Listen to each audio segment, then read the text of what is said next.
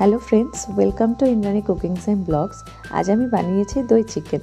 আসুন প্লিজ আমার চ্যানেলটি সাবস্ক্রাইব করবেন, ভালো লাগলে অবশ্যই। আসুন কিভাবে বানিয়েছি দেখাবো। আমি দই চিকেনের সাথে জিরা রাইস বানিয়েছি, নেক্সট ভিডিওতে আমি আপলোড করব। আমি ফার্স্টে 1 কেজির মতন চিকেন নিয়েছি, ভালো করে ধুয়ে নিয়েছি। এবার চিকেনগুলোকে আস্তে আস্তে করে আমি অন্য একটা পাত্রে ঢেলে দিচ্ছি। চিকেনগুলো আমার ঢালা হয়ে গেছে। এবার আমি আস্তে আস্তে দই চিকেনের স্পেশালি আমি দই বাড়িতেই তৈরি করেছিলাম। আমি দই পুরো একটা হাফের থেকেও একটু বেশি দিচ্ছি। তার মধ্যে আমি একটু কালারের জন্য আমি কাশ্মীরি মির্চ ব্যবহার করেছি, একটু নুন দিলাম স্বাদ অনুযায়ী, অল্প সামান্য দিয়েছি, পরে দেব। হলুদ দিচ্ছি। এবার ভালো করে আমি ম্যারিনেট করে নেব। একটু সর্ষের তেল দিয়ে রেখেছি, সর্ষের তেল দিলে ভালো করে মাখিয়ে রাখলে বেশ ভালোভাবে ম্যারিনেট হয়। এবার দেখুন আমি আস্তে আস্তে করে ভালো করে মাখিয়ে নিচ্ছি।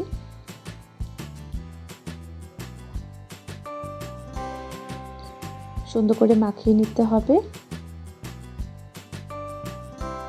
ভালো করে মাখিয়ে নিচ্ছি আমি। মাখিয়ে অন্তত আপনারা 1 ঘন্টা ফ্রিজে রেখে দেবেন। ওভারনাইট রাখলে আরও বেশি ভালো হয়, টেস্ট খুব ভালো হয়। তো আমি আমার মতন 1 থেকে 2 ঘন্টার মতন রেখেছিলাম।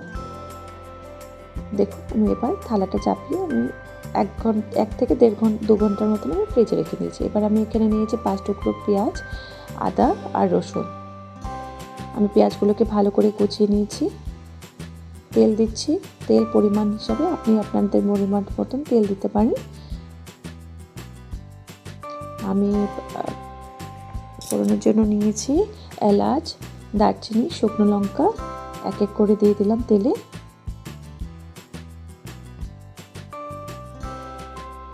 বন্ধুরা অবশ্যই জানাবেন বাড়িতে করে কেমন লাগলো খেতে, অবশ্যই কমেন্টে আমাকে জানাবেন কিন্তু কেমন হয়েছে খেতে।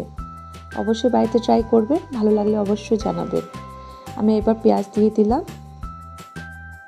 এবার পেঁয়াজটাকে ভালো করে নাড়াচাড়া করে ফ্রাই করে নেব।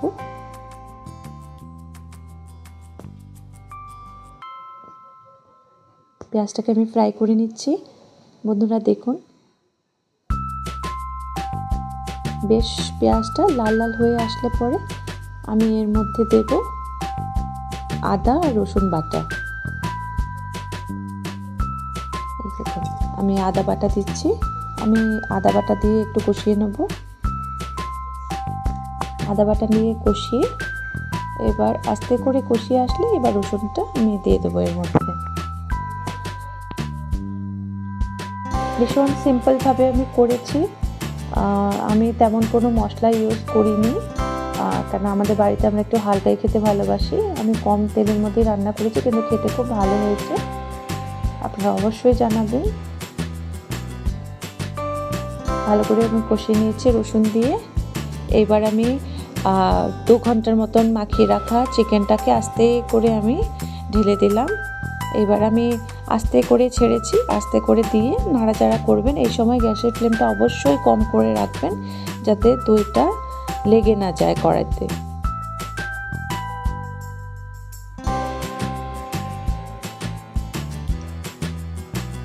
আস্তে আস্তে করে আমি নাড়িয়ে নিচ্ছি। আস্তে আস্তে ভালো করে আলতো আলতো করে আপনি কষিয়ে নেবেন। গাইস ভালো লাগলে অবশ্যই সাবস্ক্রাইব করবেন। ইন্দ্রাণী কুকিংস অ্যান্ড ব্লগ চ্যানেলকে আমাকে অবশ্যই সাপোর্ট করবেন। আমার নতুন সেকেন্ড ভিডিও আমি আপলোড করছি। আর আপনাদের ভালো লাগলে অবশ্যই জানাবেন অন্য কোনো কেমন ধরনের আমি কুকিং ভিডিও দেব, অবশ্যই জানাবেন কমেন্টে। এবার আমি আস্তে আস্তে করে কষিয়ে নিচ্ছি। দেখবেন কালারটা হালকা চেঞ্জ হবে। আমি একটু কাশ্মীরি মির্চ দিচ্ছি, কাশ্মীরি লঙ্কার গুঁড়ো, কালারটা বেশ সুন্দর আসে, একটু কালারটা চেঞ্জ হবে। আমি জাস্ট অল্প 1 চা চামচের মতন ইউজ করেছি।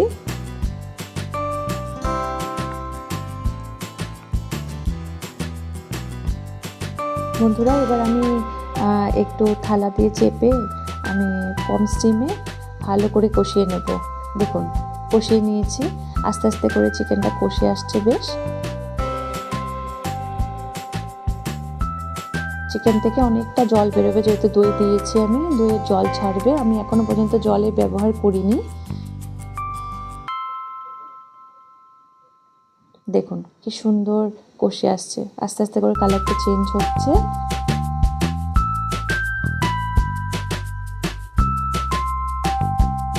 আবার আমি ঢেকে দেব কিছুক্ষণের জন্য সিদ্ধ হওয়ার জন্য। আবারও কষিয়ে নিয়েছি।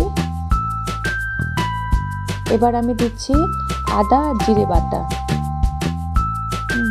আদা জিরে আর আমি একটু ধনে বাটা দিয়েছি। আমি ভালো করে পেস্ট করে নিয়েছিলাম আদা জিরে আর ধনে।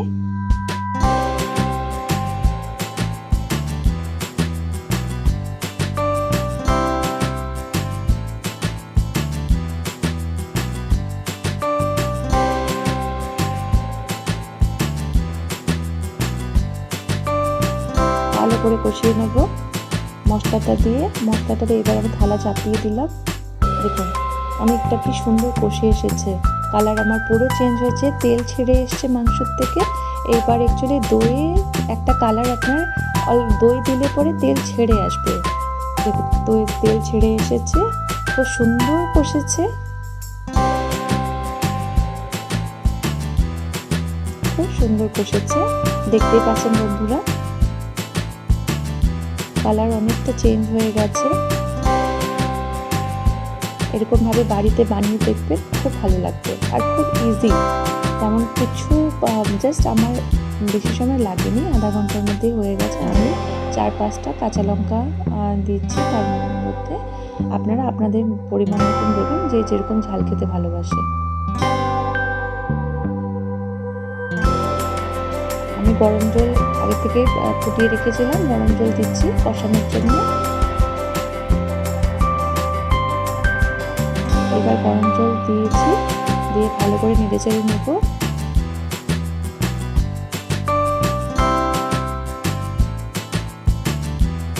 ভালো করে নেড়ে চেড়ে আবারও আমি একটু ঢেকে রাখবো।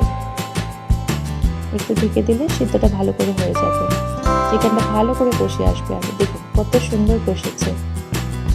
আমার দই চিকেন রেডি।